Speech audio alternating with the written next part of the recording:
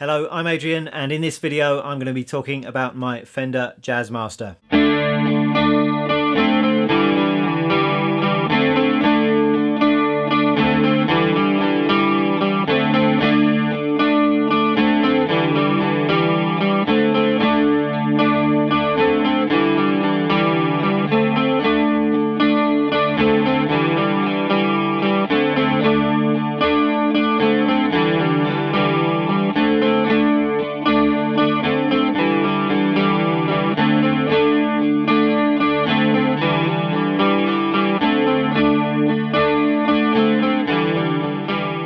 So I'm going to tell you a bit about this particular guitar, and I also want to talk a bit about Jazzmasters in general.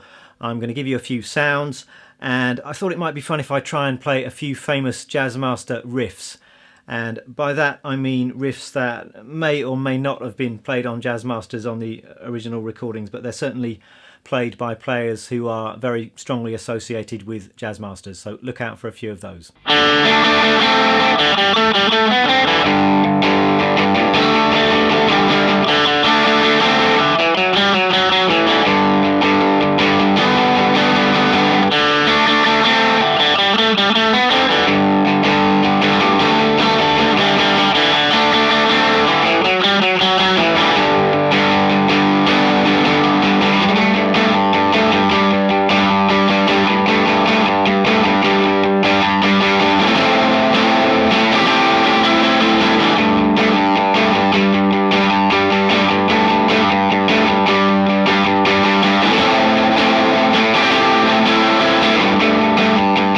This guitar is an American vintage 65 Jazzmaster. I bought it from new about 4 or 5 years ago, and I actually came quite late to the Jazzmaster party. I don't quite know why it took me so long to actually buy one. I've always fancied the idea of being a Jazzmaster player. A lot of my favourite players use Jazzmasters, and this particular guitar I think is a fairly faithful reissue of the 60s guitar.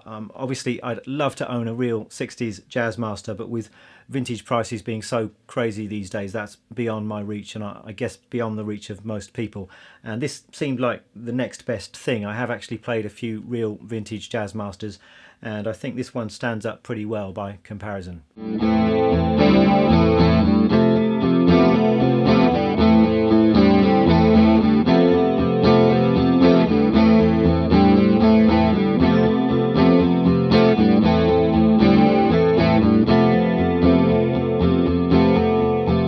It's a very striking guitar looks wise, and I've actually met quite a few people who really dislike the way that Jazzmasters look, and they find them to be quite ugly guitars. I'm not one of those people. I find them to be very attractive guitars, and I suppose their reputation is as an alternative guitar. I suppose if you want an alternative to the usual suspects, the Strat and the Tele and the Les Paul, then this is the kind of the guitar that you might end up with, and they're certainly most strongly associated with people who play alternative and indie type music.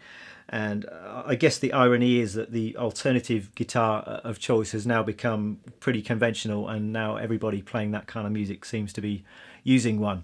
I think I said when I did the video on my Telecaster that if you see somebody get on stage with a Tele, then you can never quite be sure what kind of music they're going to be playing. But you see somebody get on stage with a Jazzmaster, and almost certainly they're going to be playing some kind of indie schmindy music, the kind of music that I play myself. A bit of Jazzmaster history then, and this guitar came about in the late 50s, and it was Fender's answer to Gibson's hollow-bodied archtop jazz guitars. I think they wanted a piece of that market, and at the time when this came out, it was Fender's top-of-the-range electric guitar. It was more expensive than Strats, more expensive than Teles, and perhaps unsurprisingly for such a quirky guitar, the Jazzmaster never caught on with jazz players, and to this day you very rarely see anybody playing jazz on a Jazzmaster.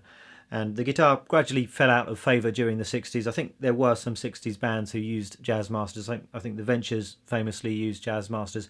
I'm sure I've seen some pictures of the Beach Boys using Jazzmasters as well. But generally it was a story of the guitar falling out of favour, as it was considered to be the kind of ugly weirdo in comparison with those gorgeous Strats and Teles. So since the 70s, there's been a steady reversal of the Jazzmaster's fortunes, and this has largely been down to it being used by a lot of these groovy alternative types. So people like Tom Verlaine of Television, he certainly used the Jazzmaster during the 70s. I know he used other guitars as well, but there are a lot of pictures of him in the 70s using a guitar a bit like this one.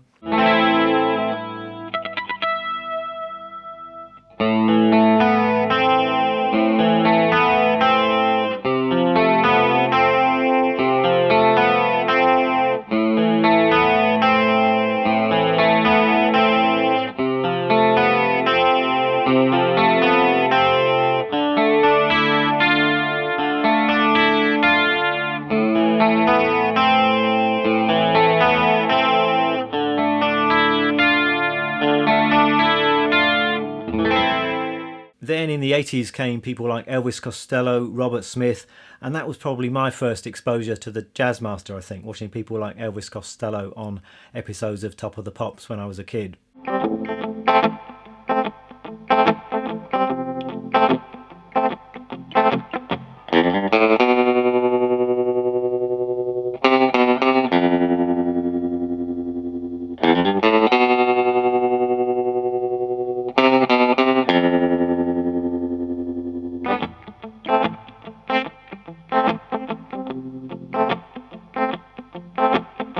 And of course, in the 90s, Jazzmasters started appearing absolutely everywhere.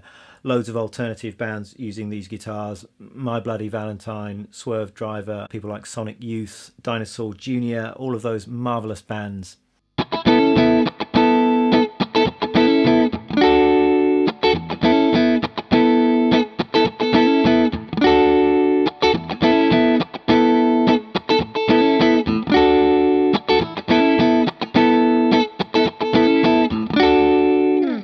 I've talked a bit about the way this guitar looks and the kind of people that use this guitar, but what about the way it actually sounds?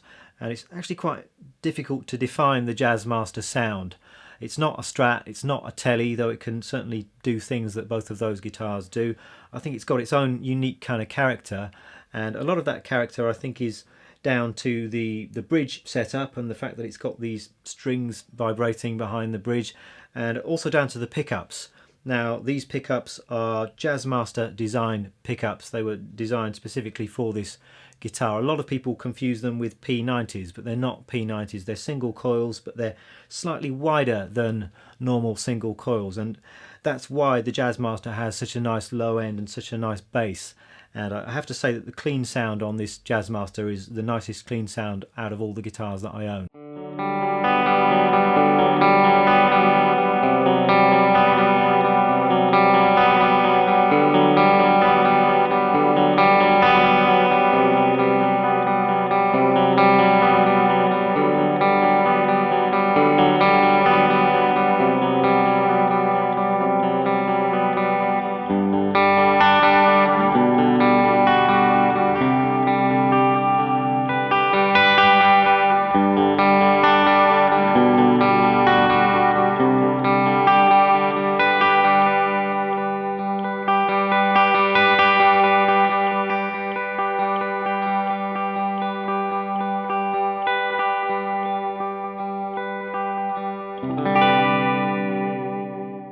It's also a guitar that takes pedals well, whatever that means, but it seems to respond very nicely to all of my pedals, particularly the overdrives and distortion. It always seems to work with those kind of effects.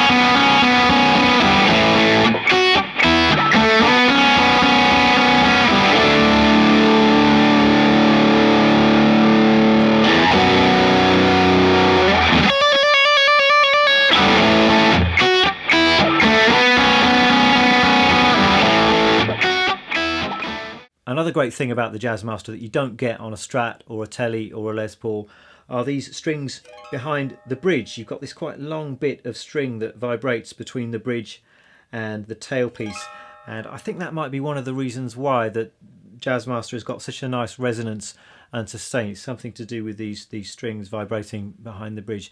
And of course you can use these strings artistically as well. Sonic Youth famously made that quite a big part of their sound, doing lots of great kind of atmospheric stuff by playing the strings behind the bridge.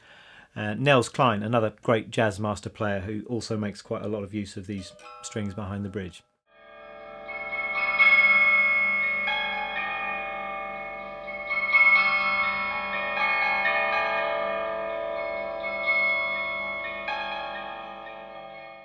This is a guitar with quite a lot of knobs and switches, and a lot of people find that a bit puzzling and off-putting when it comes to Jazzmasters. So let me explain what's going on here.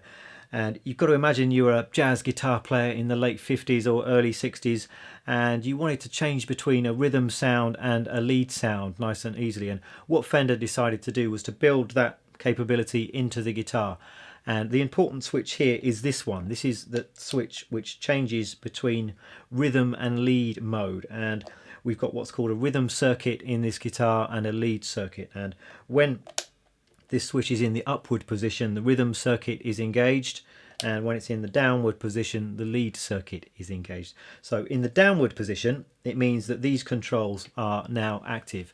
You've got a three-way pickup selector, you've got a volume and a tone. The guitar behaves much as something like a Telecaster would behave. So you can set up your lead sound with these controls, then push this knob into the upward position and these two roller knobs become active and the rhythm circuit is now engaged, and you can set up an independent rhythm sound. So perhaps you might adjust this so your volume is a little bit lower, you've got a bit of a warmer rhythm sound, do some rhythm comping, and then ready to take your solo, you push this switch down and you've got a brighter, louder lead sound, and you can easily switch to that sound.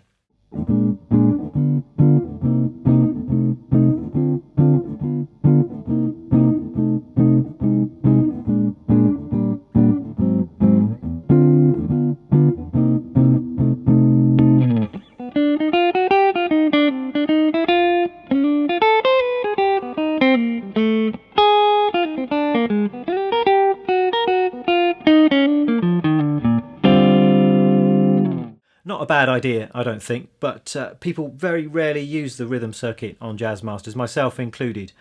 And I suppose that's just because I find that the rhythm circuit isn't different enough from the tones that you can get from the lead circuit. I think technically the sound does go through some slightly different circuitry, but the sounds you get on the rhythm circuit are really not much different from the lead circuit neck pickup with the tone rolled off a little bit, so it seems a little bit pointless. So I don't use it very much, nor do many other Jazzmaster players. I think you see a lot of Jazzmaster players, they've either disconnected the rhythm circuit entirely, or you see people with tape over these switches here. That's just because in the middle of a gig it's very easy just to accidentally flick that switch into the upward position, and it's a little bit disconcerting. It's happened to me in the middle of a song where you flip that switch and the sound completely dies or completely changes, and it leaves you kind of confused for a moment while you figure out what's been happening.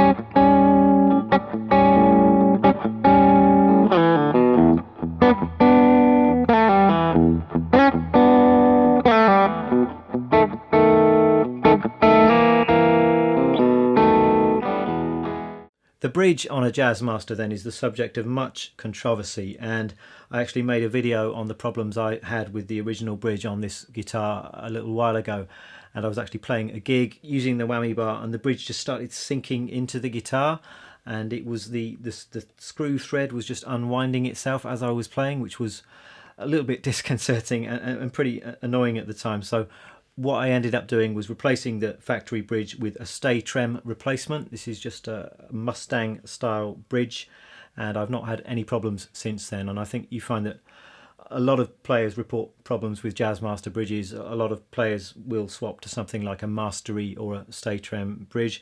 Some people claim that the problem is with the way you set up the Jazzmaster. I think if you set a Jazzmaster up as it was intended to be set up with flat wound 11 strings, then it might behave itself, but I'm not so sure about that myself, and I'm very pleased with the stay trem replacement bridge. As far as strings on this guitar goes, I'm using Ernie Ball 10s Super Slinkies, and I am actually officially endorsing Ernie Ball strings now, so I have to say nice things about them, but fortunately that's not a problem because I've used Ernie Ball strings since I was probably 10 years old, and they always sound great to me.